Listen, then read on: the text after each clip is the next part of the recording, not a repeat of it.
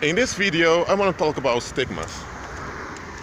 I had a question a while ago, and it was about, what about stigmas? Now, what is a stigma? Hold on, let me go over here. A stigma is a category that's been attached to someone or to a group of people. A stigma, most of the time, it's negative. For example, let's say that in the media, mainstream media, there's a framing of Moroccan people in a negative daylight. Continuously, there are messages about Moroccans committing crimes. And you also have a lot of dissatisfaction towards Moroccans that is expressed through mainstream media. What happens is that after a while, people are getting attached to viewing Moroccans in a negative daylight. So what has happened, a stigma has been developed against Moroccans. And a stigma is something collective. It's something a group of people agree upon. They agree upon to label something, someone, or a group of people, or an outcome as negative, as something that's undesirable. It's like a self-fulfilling prophecy. Because they've now labeled those group of people, or that individual, or that outcome as negative, now anytime they encounter that thing they've labeled, they experience the negative outcome they have agreed upon. Why? Because their brain, because the stigma is upon it, their brain processes it as danger. So they become uncomfortable. So if there's a stigma against, let's say, Moroccans in a society, then when a Moroccan wants to apply for a job, well, the employer, if he's under the impact of that stigma, first of all will think, a Moroccan name. Is he a criminal? Is he trying to rob me? What has happened? He has agreed with society, and he also is now a stakeholder of that stigma, and that stigma is affecting him. He is in bondage to that negativity. It can be that the Moroccan is applying for a job, that he's a born-again believer, following Christ, that he's a father of 2 children, happily married. It can be that he's completely in the positive. But now, because there's this stigma that's been agreed upon, all the stakeholders of the stigma are now in the negative, because they are in agreement with negativity. So a stigma is always something collective. It's not something individual. If you have an individual that calls you out and calls you an a-hole or whatever, they've just expressed their emotional pain and used you as a target. That's it. When a group of people agree with a negative category towards someone or something or an outcome, and they hold on to it, they approve and allow others to express themselves negatively about something, now that's a stigma. Because this was happening. They are operating in a negative. They've associated this negative outcome. Right? So what happens now is that a negative energy is generated. This negativity in the atmosphere. And all this negative energy becomes a dark cloud.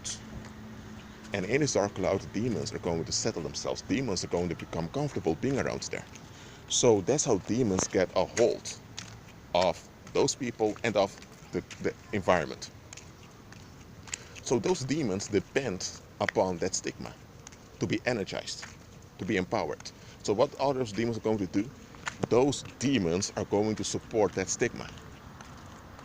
So now, let's say about the stigma against Moroccans, because in some societies you have that in Europe. Let's say there is this stigma against Moroccans. That stigma, after a while, it becomes a stronghold. It's a stigma when it's just a category people have agreed upon, and now it has a collective impact. When it's energized with a lot of negative energy, after a while it's a stronghold, because now people cannot just forget about it and move on. Now, why not? Because now it has become a demonic stronghold. All right. So, right. So now people need deliverance. Now, both the people that agreed with the stigma, as the victims of the stigma, and those that enable it, now they're all trapped by this dark cloud that's inhabited by evil spirits. So if you now are a Moroccan and you live in a society where the stigma has turned into a stronghold, because stigmas always turn into strongholds if they're not broken. Because a stigma is like a spell. It's like a hex that's being performed upon you. I would say it's a amateuristic form of black magic that's done by a collective without them even being aware of what they are doing. Most of the time, people are not aware that they are contributing and forming a stigma. They're not. They just think, well, I'm using Moroccans as an example. All right, they'll say, well, a lot of Moroccans indeed they are in criminality, and they indeed tend to repeat their offenses. They use those facts, which aren't not always absolutely true, but they use facts they've heard as an excuse for how they think about those people. But they are contributing to a stigma. There are some that do it on purpose. They don't really care because they're so selfish and self-indulgent. But most of the time, people are not aware they're contributing to a stigma. Well, let's say you have the stigma in society. Of course, it's going to affect Moroccans. But when it becomes a stronghold, now, if you're from a Moroccan and a stigma applies to you, demons themselves are going to resist you. Demons themselves are going to work against you and make things hard on you. You know why? Because the demons depend upon that dark cloud to be energized. So even if people in that society decided that, okay, enough is enough, we're not going, no stigmas towards Moroccans anymore. And even if they have campaigns through the media and in society to improve the imagery of Moroccans, you still have this demonic stronghold, this pact that's operating against Moroccans. You get what I'm saying here? So that's the issue. That's the thing with a stigma. You have people that have been victimized without a stigma. That means that something bad happened to them at the hands of the community, but it was just an incident. All right? Such things happen. Let's say that there's a robbery and a bystander is shot. Now, there was no stigma involved there. This was just a robbery that went wrong. But let's say that you have a child and a lot of people agree negative upon that child. Maybe the child is 7, 8 years old, and a lot of people say that child is very bad. He or she has no manners, blah, blah, blah. They rage against the child. When a group of people do this, they are training themselves into viewing that child as negative. So after a while, when they encounter the child, they feel threatened. So now they think that the child indeed is dangerous. So they've programmed themselves in a negative. What has happened? A stigma has been formed. And now the child is encountering all that negative energy around those people. And of course, there are other people that enable this agreement. So now the child's life is in danger.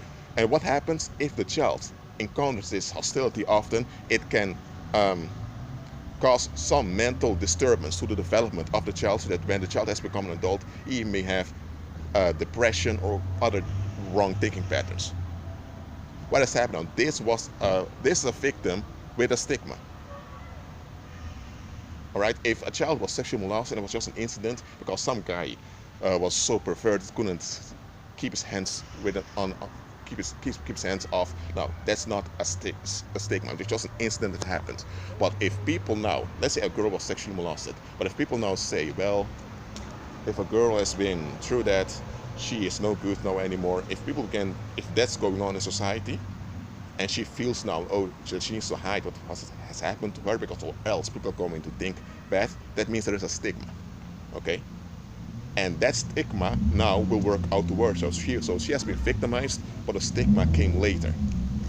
There was no stigma involved when that thing happened, but now a stigma by society is now being enforced. So I hope this video has explained what stigmas are.